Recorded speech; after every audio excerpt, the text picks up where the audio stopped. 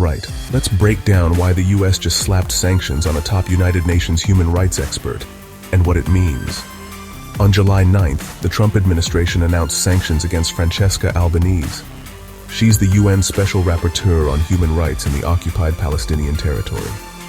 Why? Well, U.S. Secretary of State Marco Rubio says it's because of her so-called campaign of political and economic warfare against both the U.S. and Israel. But let's get specific. Albanese has been urging the International Criminal Court, the ICC, to prosecute Israeli leaders for alleged war crimes in Gaza.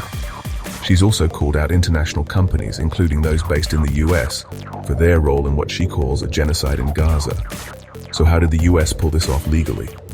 President Trump signed an executive order back in February that allows sanctions against ICC officials who target Israel. Albanese is just the latest. Last month, the U.S. sanctioned 4 ICC judges for similar reasons.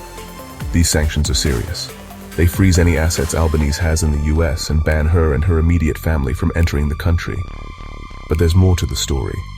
Just before the sanctions dropped, Albanese criticized European governments for letting Israeli Prime Minister Netanyahu use their airspace while the Gaza war rages on. And remember, the ICC has actually charged Netanyahu and his former defense minister with war crimes, accusing them of depriving Palestinians of necessities like food and medicine. The reaction? Some call the US move devastating.